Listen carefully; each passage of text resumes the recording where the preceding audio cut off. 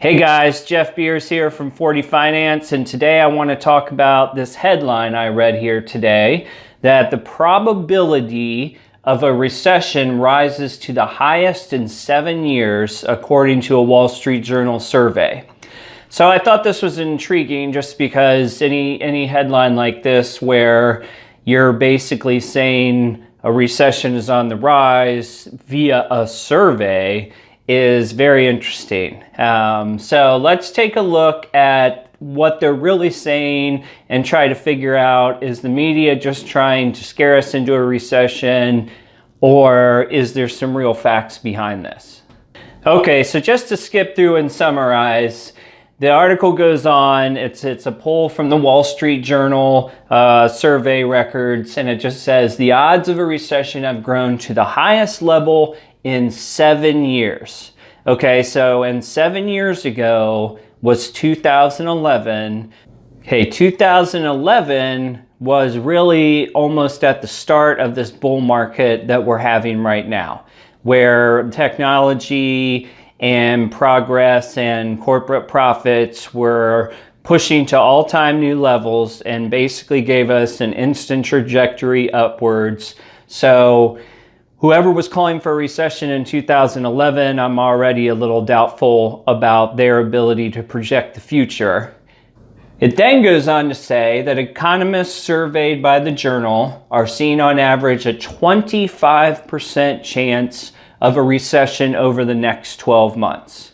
All right, so if you go back, I'm going to click back here and we read the title of the article, highest in 7 years, the highest chance we've had at a recession in 7 years, obviously insinuates much more impending doom for the headline scanners and the folks who are just trying to go about their day and read this. 25% chance, I like to look at it on the flip side, which is a 75% chance that we won't have a recession over the next 12 months.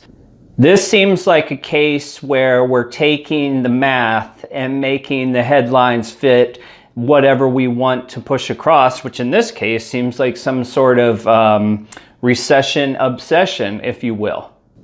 So going back into the article, I get to this part where you see the outlook for 2020 is even dimmer, with 56% of economists seeing a downturn to start the presidential election year.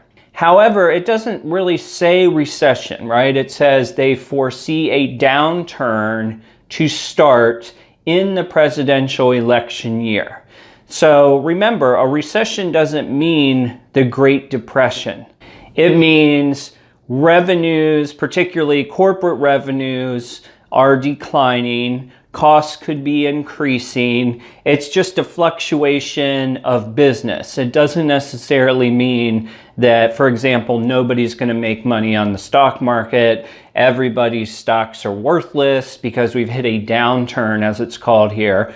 So it just struck me as interesting, and you see this on CNBC, which is a site that's about market news. To me, it creates a problem because it starts to put people in a negative mindset with investing, which in turn, honestly, it kind of turns into a self-fulfilling prophecy in a sense.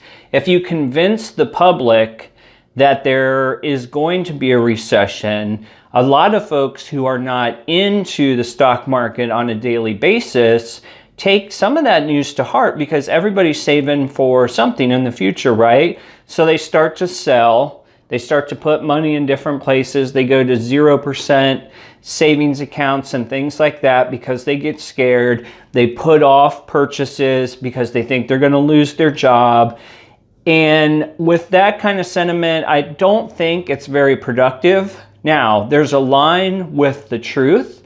If you have facts that say XYZ is falling, XYZ costs are going up, then you start to have something. But if you're just going to go pure speculation from economists that were surveyed, I don't think it's very fair to the American people. And I'm really not sure what direction we're driving to if the media is rooting for a recession. So those are my quick thoughts on this. I just kind of found it entertaining to read very quickly. If you have any thoughts, please leave them below. Also, if you can like this video and subscribe to the channel, I'll bring you more updates like this on the next video.